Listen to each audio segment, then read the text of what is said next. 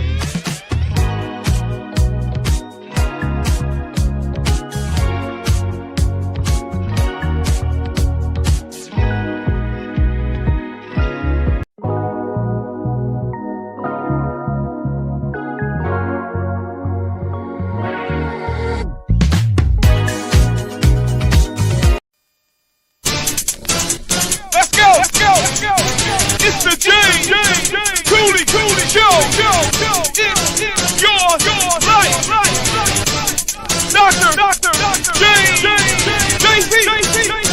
Cooley. All right.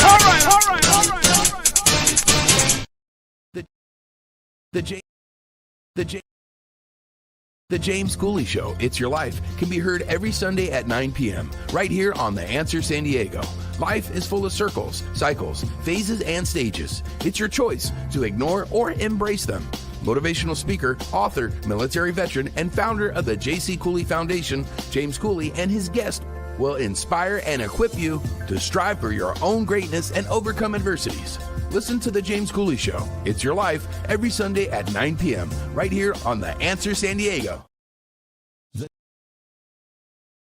The James Cooley Show, It's Your Life, can be heard every Sunday at 6 p.m. right here on 660 AM The Answer in Dallas-Fort Worth. Life is full of circles, cycles, phases, and stages. It's your choice to ignore them or embrace them. Motivational speaker, author, military veteran, and founder of the J.C. Cooley Foundation, James Cooley, and his guests will inspire and equip you to strive for your own greatness and overcome adversities. Listen to The James Cooley Show, It's Your Life, every Sunday at 6 p.m. right here on 660 AM The Answer in Dallas-Fort Worth.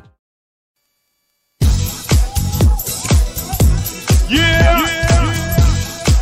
Dr. James J.C. Cooley.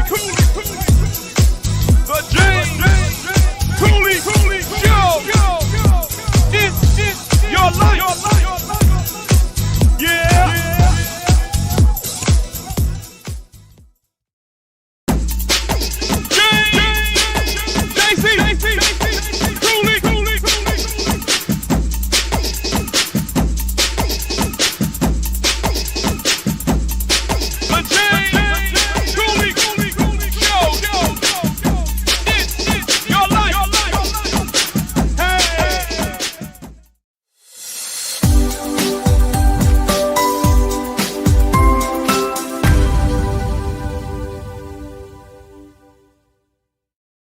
Hello, welcome to the James Cooley Show, It's Your Life. I'm your host, Dr. James J.C. Cooley, and wow, we got a great show coming your way today. Got to do some improvising because the show that we initially planned, hopefully we can get to it.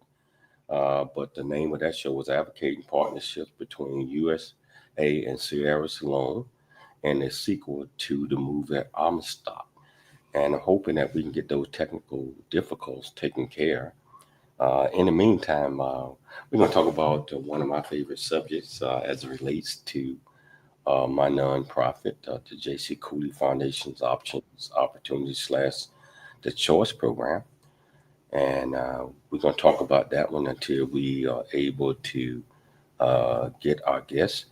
Hold on, let me find out is he Okay, there? Dr. Cooley's now you see Samuel, both of us are on the line. I can hear you, Samuel. Okay. Okay, I can hear you. I can hear Okay. you now. Thank So, you. so we're gonna talk about this topic that I've been knowing this young man right here for a little bit more than 4 years, and he is doing some great things, and not just in the U.S. but also in his home country of Sierra Leone.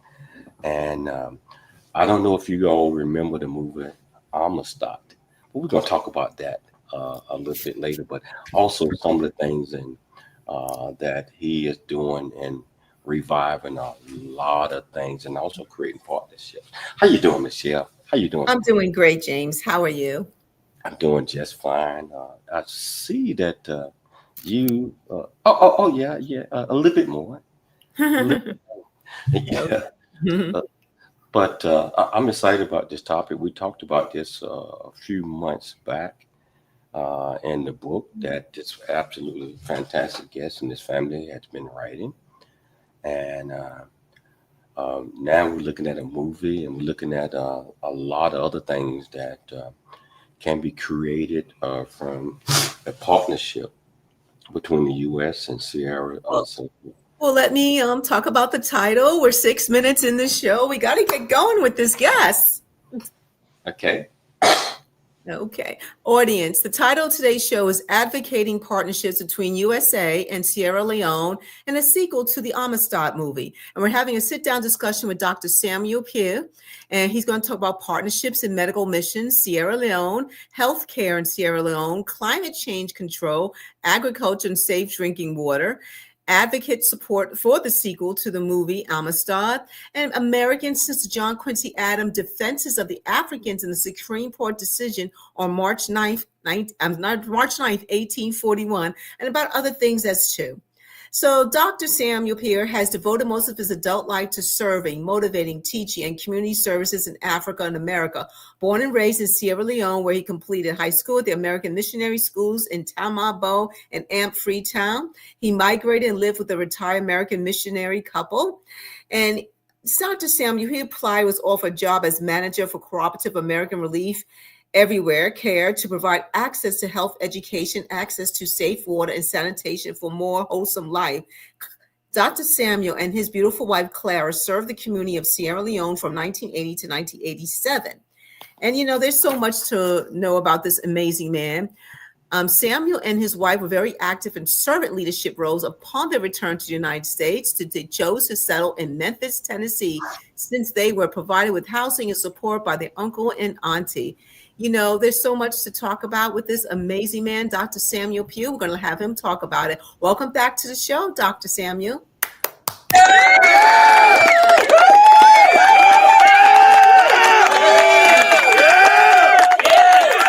Thank you.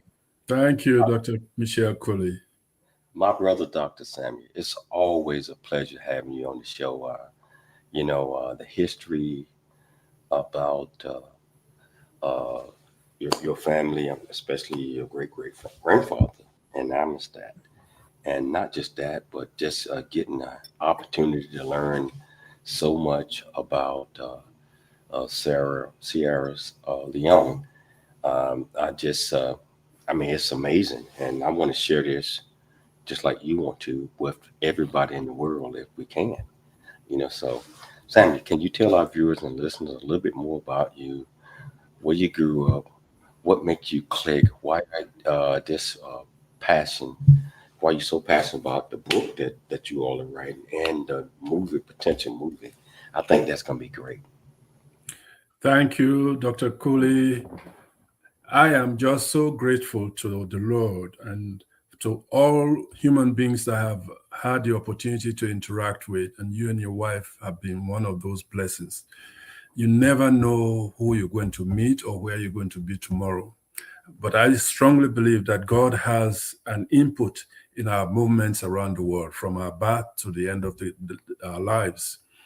I grew up in Sierra Leone. My parents worked for the missionaries, the American missionaries. And I had the privilege to work with diverse group of people, diverse religious groups. In fact, my mother was from the Muslim family, Chief Mbayo of Tunge, Kenema district. My father was a teacher. She caught his eyes, and then they got married and ended up having 7 boys and 2 girls. I feel fortunate being the 5th, and I ran into a lot of missionaries, a lot of Africans who had training in America, went back to Sierra Leone, particularly Reverend Eustace Renner, who really made an impact on me. After graduation from high school, he said, Samuel, you can take care of this mission building and help provide accommodation and feeding for ministers and young people who come for retreats and youth fellowships. I did that. While I was there, I saw a letter from one of the missionaries who had retired after 20 years working with the church and my parents, and wanted one of the children to come to the US, and I was lucky enough to have that privilege. And when I came, again, I ran into my high school teacher, Reverend and Mrs. Mueller, Howard Mueller. They're in Naperville, Illinois. We became like one family. They invited me to their home, and he even was the writer of the front page of my book, of my biography, Reverend Howard Mueller. I plan to see him sometime next month, and his family. So God has opened so many ways for me. I happen to really become more curious about our family lineage. And I went to Tulane University, Africa Museum. And while I was there that morning, a phone call came through asking whether there has been any Sierra Leonean or anybody who has come to that place to find out information about the Amistad. And I was in the stack that morning by 11 o'clock. And what other blessing? How could you find those kinds of coincidences? And it was Debbie Allen who called, and I talked to her. We exchanged phone numbers and addresses, and she asked me to link her with other people. I linked her with Dr. Arthur Abrams, who is one of the renowned historians in Sierra Leone. May his soul rest in peace now. And a few months later, she invited me to come to California and help her make the movie Amistad. There, I got to meet Steven Spielberg, who asked me to be one of the elders of the captives. So God has opened doors the same way I met you, the same way I got my doctorate degree. It's been a miracle, but I believe in giving back to my people, giving back to society. America has been great to me, and I have helped a lot of young people. I have taught at the University of Tennessee.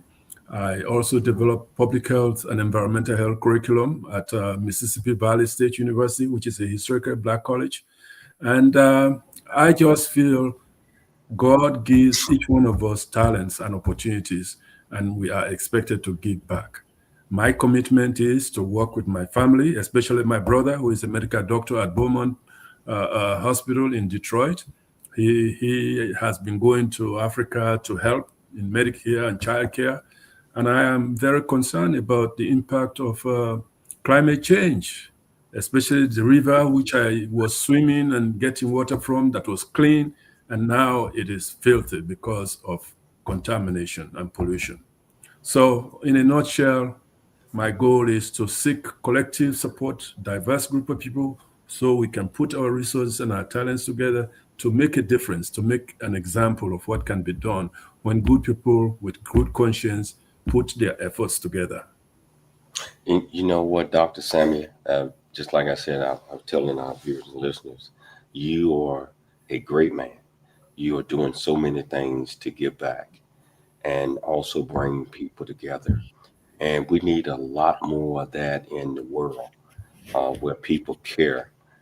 And I just want to commend you because I know you. I mean, I've been knowing you for a while. I see what you're doing. We're going to have to take a station break, but we're going to come back. We got a lot more Dr. Samuel here that we're going to talk about as it relates to Sierra Leone and also the things that we're doing and also or potentially the movie Amistad, the new version of it. So if you want to be part of the conversation, all you have to do is go to the platform that you're watching us on, ask any question that you might have in the comments. I promise you we'll get you an answer. It's your life, and we'll see you shortly after the break. Dr. James JC Cooley. The James Cooley Show. It's your life. A Black Man's Point of View is the newest Amazon.com #1 release and bestseller book from author Dr. James J.C. Cooley, featuring the perspective from 11 other contributing authors. In A Black Man's Point of View, Dr. James Cooley unpacks his thoughts and personal experiences about the challenges, stereotypes, and feelings of self-worth that many black men face today due to a 400-year ancestry rooted in slavery and colonization. Yet, how so many black men move forward despite this history. Most importantly, A Black Man's Point of View conveys that all men, regardless of race, creed, or color, are capable of love, respect, and dignity. Described as a map to a greater life from the heart of a man who's experienced life's misfortune and harsh conditions, James shows us how beliefs, convictions, and a healthy mentality can help propel a life worth living. A must-read for all. Order your copy of A Black Man's Point of View by author Dr. James J.C. Cooley today from Amazon.com or wherever books are sold.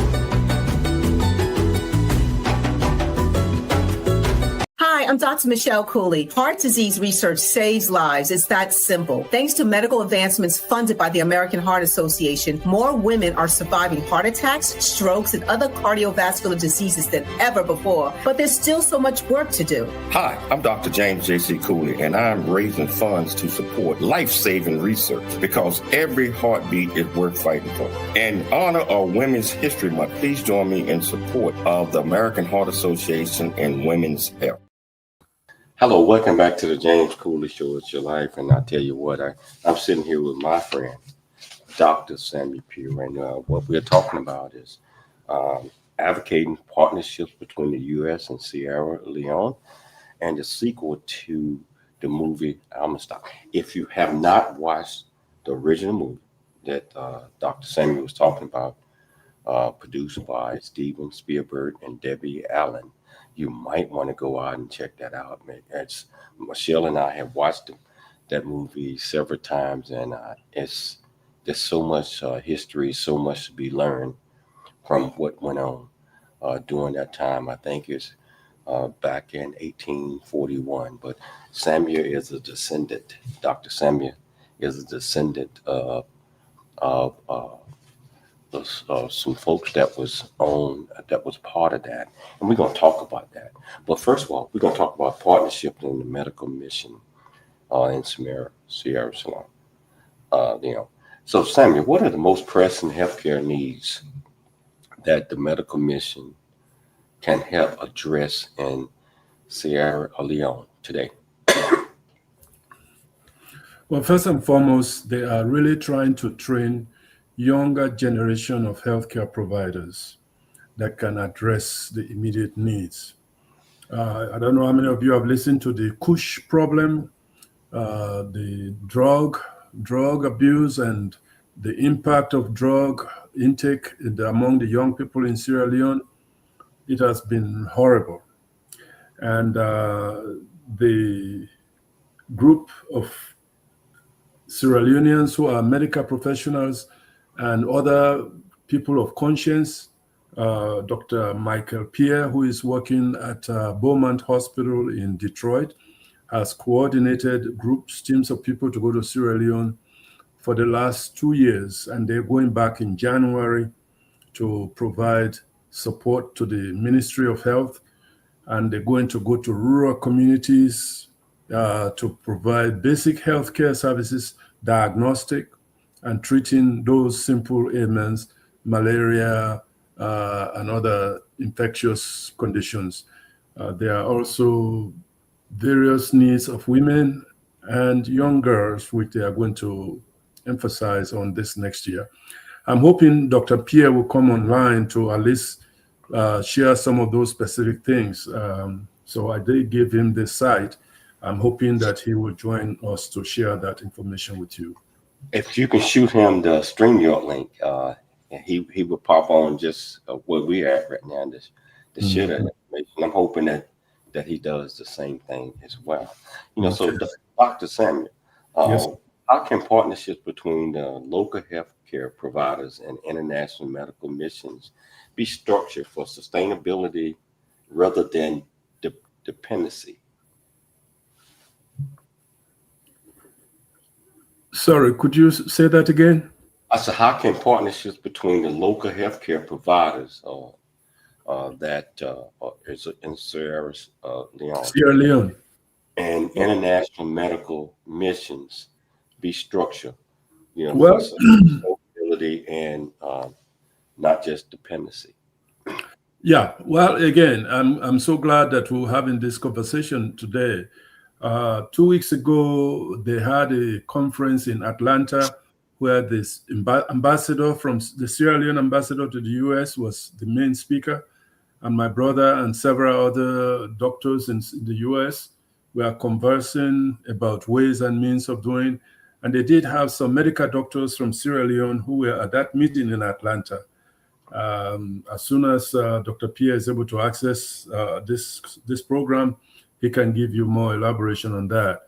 But I was there and I saw the package they were putting together. They call it Sierra Leone Medical Association USA, and they work with mission groups, medical mission groups, or hospitals who can go there for maybe for 5 to 10 days, or who can contribute diagnostic equipments like ultrasound machines, X-ray, those types of support that they can send, where they can donate those to some of the clinics in Sierra Leone.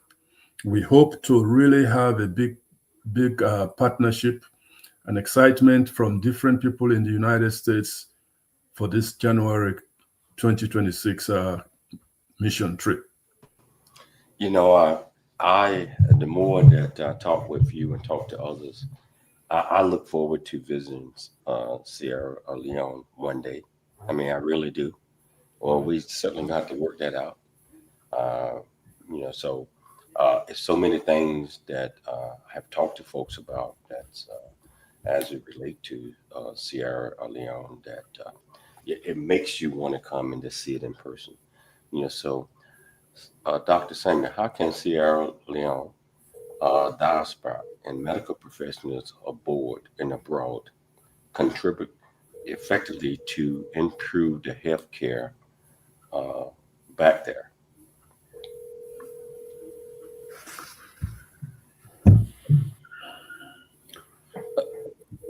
Well, I think I was really hoping that Dr. Pieh will be able to be on this line, and so that he can be very specific on things.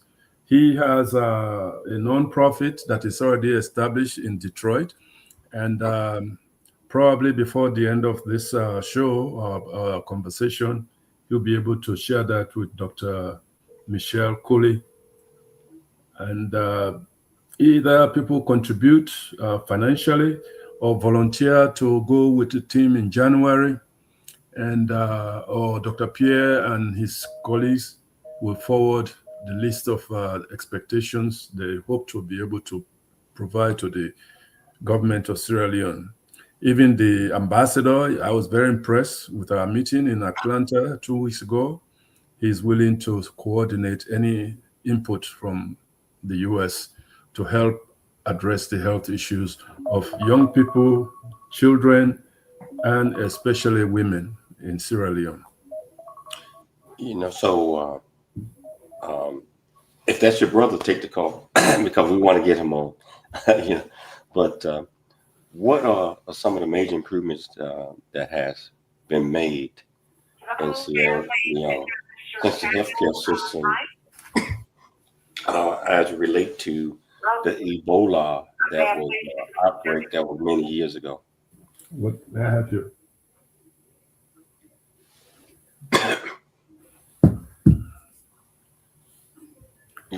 Well, the World Relief, for example, the World Relief is planning to send some instruments, X-ray materials, laboratory diagnostic equipments, and we hope to have uh, various drugs, over-the-counter drugs, and some specific drugs, which I guess only Dr. Pieh and the other physicians will be able to recommend.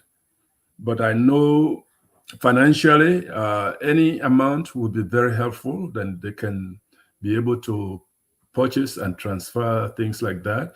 They're looking at simple shuttle vehicles that can transport people in case of emergency from village to village or from village to the city where there are healthcare facilities available. So what are the biggest barriers still facing rural healthcare deliveries, and how can they be overcome? Well, I think, first of all, we really need to build the awareness of the problem. People in positions sometimes don't really see what is on the ground and what the needs are on the ground. You need simple transportation, access from major centers of business to the rural communities. You also need trained people who are willing to live in those communities instead of, being all cluttered in the city. The educational aspects and the infrastructures are not there. Water, sanitation and hygiene, light, electricity, which can transform some solar systems. Solar panels can be installed. Those are basic things that you need to have in order to have laboratory facilities, medical treatment facilities, and also accommodation for your healthcare professionals so that they can be effective servant leaders in their respective communities. What's the change in technology, Dr. Pieh? How can technology such as telemedicine, which we use a lot here in the United States now, or mobile health app, help bridge the healthcare access gap in Sierra Leone? Well, telemedicine is really going to be our greatest help. But in order to have telemedicine, you have to have consistent internet. You have to have stable electricity. So that's why, unfortunately, the leaders or the institutions have not really put those as priorities. West Africa, it has a lot of sunshine, and we could really develop and concentrate on solar energy panels, and or we can still generate electricity through the power system. Small engines that are portable that can generate electricity, because those type of infrastructures are essential for telemedicine to be effective. And that's an option.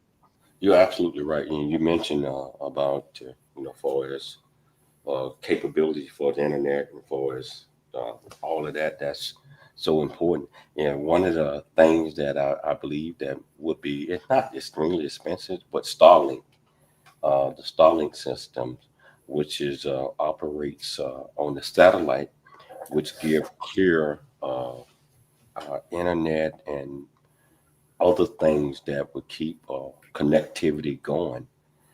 So it's a few things out there that can help out with that. Also, you mentioned solar. I think that's extremely important, and other things, other technologies that are being created. So, but those things are important. So what we're gonna do, we're gonna take a station break, but we're gonna come back. We got a whole lot more to talk to with Dr. Samuel. And if you want to be part of this conversation, regardless of which platform, whether you're watching us on E360 television, Transfer TV, YouTube, LinkedIn, Twitter, Facebook, Rumble, and over 84 other platforms, welcome to the show. If you want to be part of this, all you have to do is just go to the comments, ask any questions that you might have. I promise you we'll get you an answer. It's your life, and we'll see you shortly after the break. The future is here. Now is the time to pursue the greatness in you. Welcome to Viridian Christian University, where faith meets future. We are a fully accredited, 100% online Christian university. We offer bachelor's degree, master's and doctorate degree programs, built for students like you. Affordable tuitions, 30+ degree programs, 100% online and flexible. Integrating faith with learning. Study from anywhere at your pace. At VCU, we do not just prepare you for a degree. We prepare you for purpose. Discover who you are. Grow in faith. And build a future that impacts the world. Are you ready to start your journey today? Visit www.viridianchristianuniversity.com. Apply today and be among the global leaders.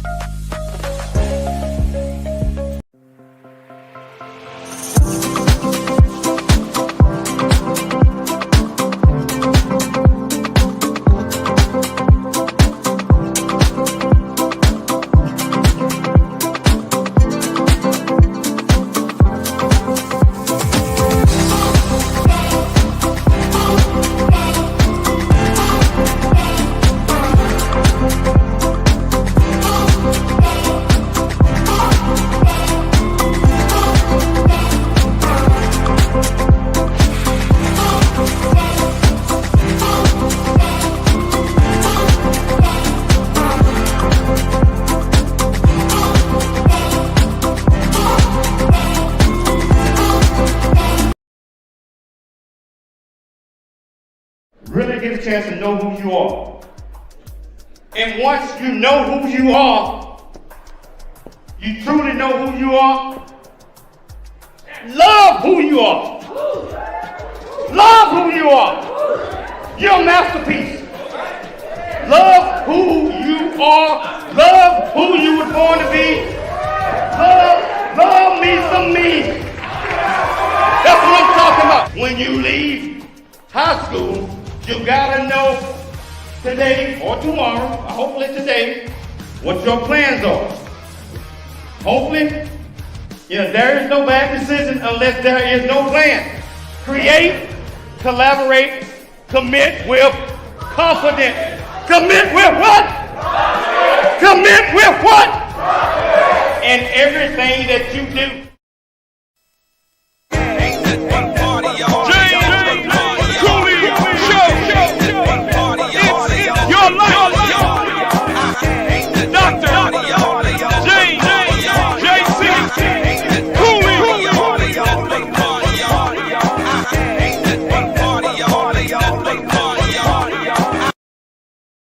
Welcome back to the James Cooley show. It's your life, and we're talking about advocating partnerships between the USA and Sierra Leone, and we're also gonna get off into the sequel, potential sequel to the movie Amistad. But before we get there, Dr. Samuel, how can public health education be strengthened to promote prevention, healthcare across communities?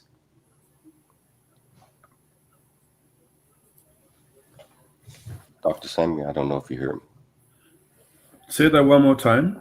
I said, how can public health education be strengthened to promote prevention, healthcare across communities in Sierra Leone? Well, I'm hoping that the kind of collaboration that Dr. Michael Pieh and his group are working on would really contribute to that. For example, they have tried to prepare some final year medical students in Sierra Leone to study. They provide some study materials to them, and they're doing some telemedicine, tele-lecture. And in fact, one of the students was with us in Atlanta 2 weeks ago. So to study for his final exam to prepare him to enter medical school. It's going to take small efforts, but concentrated effort to provide mentorship to these younger students who are interested or who have the potential to become medical doctors, and to try to really help them to look at service over personal gain more so than, some people go into professions just to make big money or to be called doctor. But we want to put into the mind of the people who want to be in medicine to serve the people, to take care of your patients, so we make them become more effective and healthy. That is the focus we're trying to do. Motivate the young people to have a more positive mind of servant leadership, of providing the needs of the people over what you get out of it. Of course, we want to have a win-win situation, but for some reason, some professionals have just taken advantage of younger people or older people or vulnerable people. And because of the circumstances, healthcare has not made the impact that it's supposed to make in any society. So we are hoping that at that initial level, let the young people be motivated, let them be informed, and let them be supported to be much more focused in the positive outcomes instead of their own selfish interests. Dr. Samuel, climate change control, and agriculture and safety of water. Over the years, as we all know, that has affected many things across the globe. How is climate change currently affecting agriculture and water security in Sierra Leone? That's the greatest passion for me in the last 5 years now, because the water, even around Tayama, which passes by Njala University, used to be so clear. I mean, we used to walk and drink the water. But now, I don't know whether Michelle saw the picture I sent to you. It is grossly contaminated. It is so polluted you cannot even see an inch above the water or below the water. People are abusing natural resources in such a way that they don't care what is happening to the neighbors. People who do illicit mining because they are digging and they are just throwing the wastes down the stream to a point that most of the rivers in Sierra Leone are contaminated. And climate change again, people don't have access to safe water. Most streams in Sierra Leone used to be clean. We are clean. People used to go and just put bucket of them and drink them. But now you cannot even take that type of chance. And we need to have centralized treated water for people, even to provide them in the hospitals where they need safe, clean water, sanitary water. That's not available. And the emphasis, hopefully, is to motivate more partners to collaborate and invest in improving water supply system and to help prevent the erosion of the earth. Most of the gardening areas or the farming areas have been so degraded that it's almost impossible to grow edible crops. Food crops were very readily available when I was growing up in Sierra Leone, But now it's very difficult to find safe farmlands to produce quality products. So Wow. agriculture and food sanitation and hygiene access are very crucial to sustaining more livable and healthy life.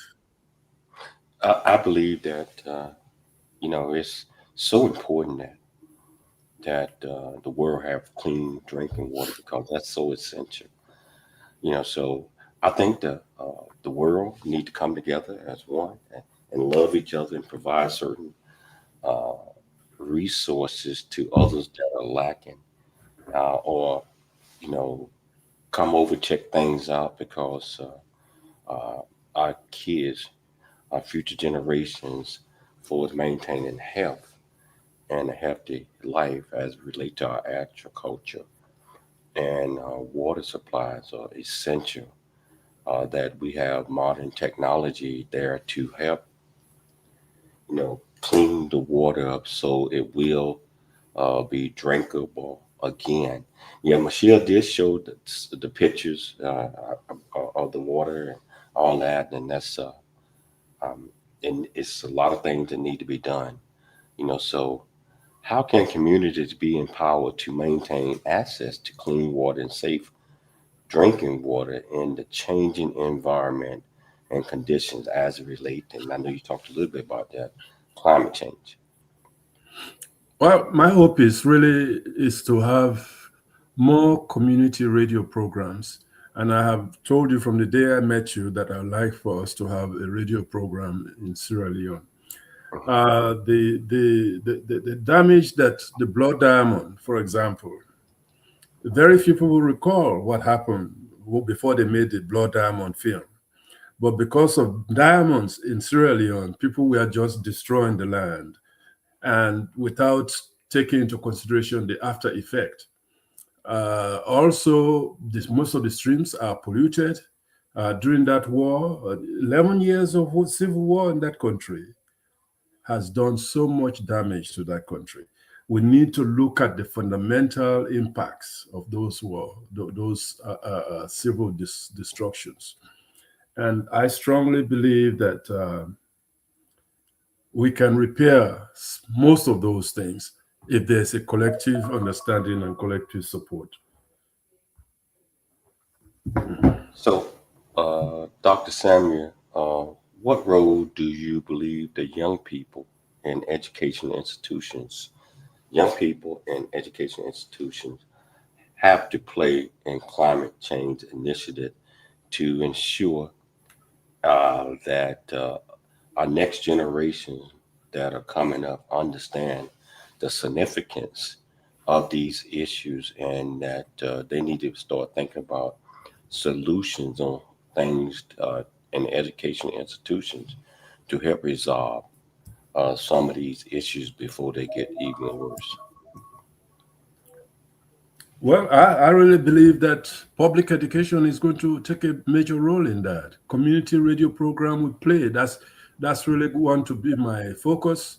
How often do you have radio programs that will inform the population about what's going on? What are the disadvantages? What are the challenges? How can we work together to take corrective measures?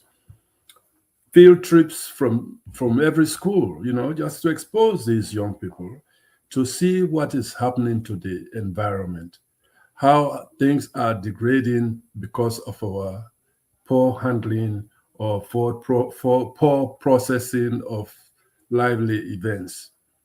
There is plenty opportunity if we can improve our knowledge, our attitude, and actions. There has been a lot of people who've been digging diamonds and gold upriver, and they just throw everything out without processing the waste, and everything runs down. So the people downstream are greatly affected. And this has been proven by the new Ministry of Environment, and they are trying to do some interventions to reduce the damage. But the damage has been done, and we just need collective efforts to reduce the burden of pollution in our water systems. and our waterways, in our farmlands, and in our forestry.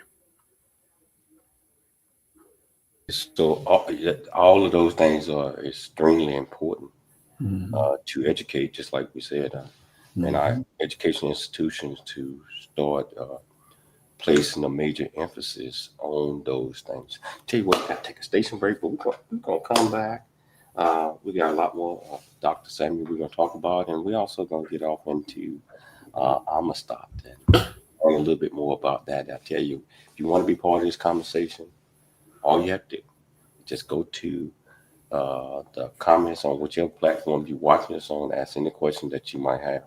I promise you we'll get you an answer. It's your life, and we'll see you shortly after the break. It's the James Cooley Show. It's your life. Dr. James J.C. Cooley. Yeah. Come on. Hi, I'm Dr. Michelle Cooley. Heart disease research saves lives. It's that simple. Thanks to medical advancements funded by the American Heart Association, more women are surviving heart attacks, strokes, and other cardiovascular diseases than ever before. But there's still so much work to do. Hi, I'm Dr. James J.C. Cooley, and I'm raising funds to support life-saving research because every heartbeat is worth fighting for. In honor of Women's History Month, please join me in support of the American Heart Association and women's health. Noah Dingley here, producer of The James Cooley Show, It's Your Life.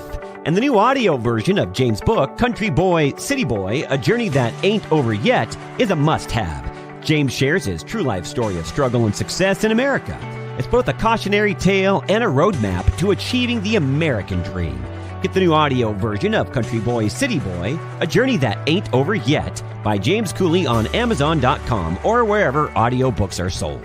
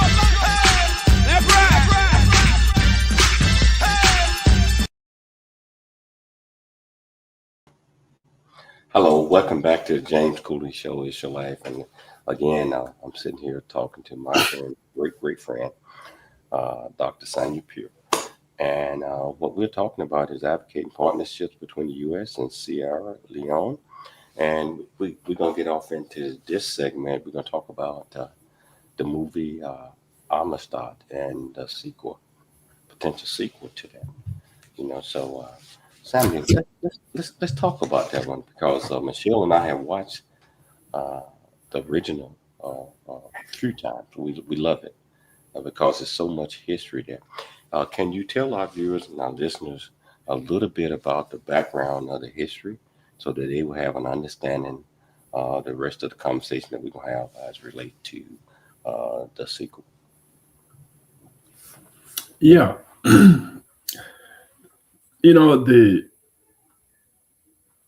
The world has been doing a lot of things, but it's only more recently that revelations are coming out. And because of technological advances, a lot of those things which were not known are much more readily reviewed and distributed to the world. There are a lot of people who never heard of the Amistad, and I wish some of us will just Google Amistad and Debbie Allen, or Debbie Allen and Samuel Pieh with the Smithsonian. There's a brief video that talks about Debbie Allen saying how disappointed she was when she found out about Amistad. And she said she went to college, she never heard of it. She has never read about it until later on in life. And she really thought we need to learn more about our history. And the Amistad story, it's very touching. It's very humbling. But of course, there are a lot of good things to learn from that. In spite of the bad behavior or evil and selfish behavior of some people, there were still some people who realized that it was unfair and unjust the way the Africans were treated. As I say special thanks to the people of Connecticut. They were able to gather, mobilize, and support the Amistad Africans. And the families in Ohio and New York played significant role to mobilize support to go back to Sierra Leone with them.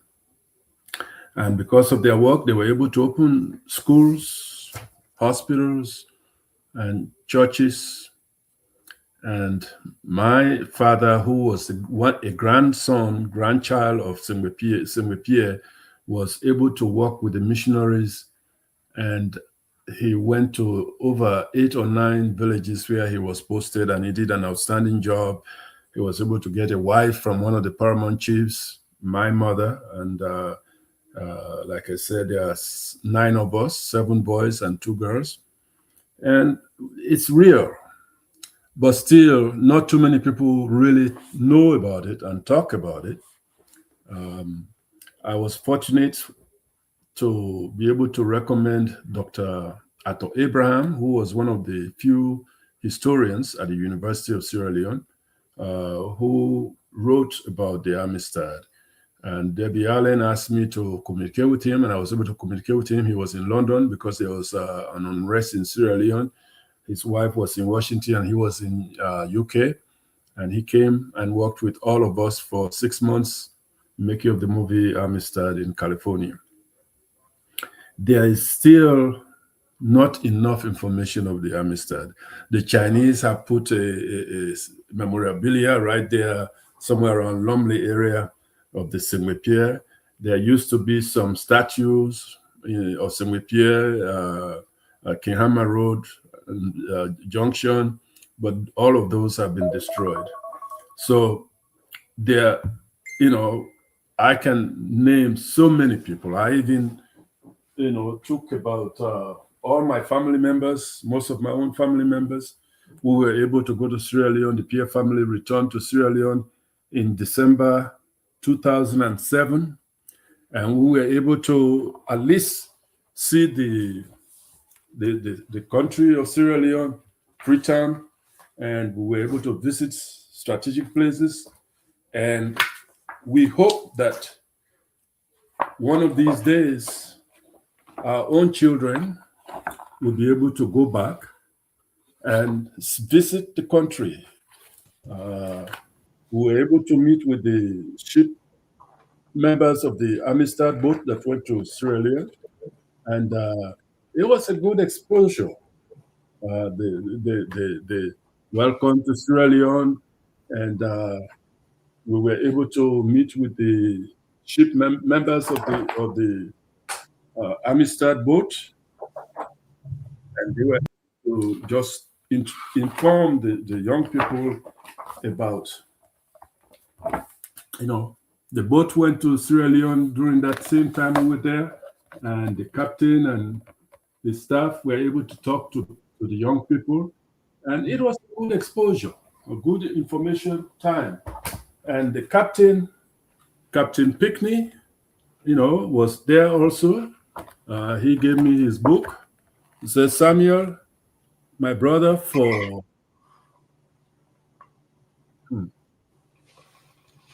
short time with you. Thank you for a short time we spent together. Unfortunately, he just passed. Uh, so there's a lot of schools were built, a lot of almost all the leaders that have evolved in Sierra Leone. Samuel Magai, his brother, Shaka Stevens, Esai Kroma, a lot of the leaders of Sierra Leone had a vision. Dr. Samuel, we're down to about the last 2.5 minutes of the show. Okay. Can you tell our viewers and listeners what its main focus is going to be on the new movie? And I know that you and I had talked about you writing a book. Are you still doing that as it relates to your family? So we got about 2 minutes. Yeah. Well, basically, I think a sequel to the Amistad will show what has happened since the Africans returned to Sierra Leone.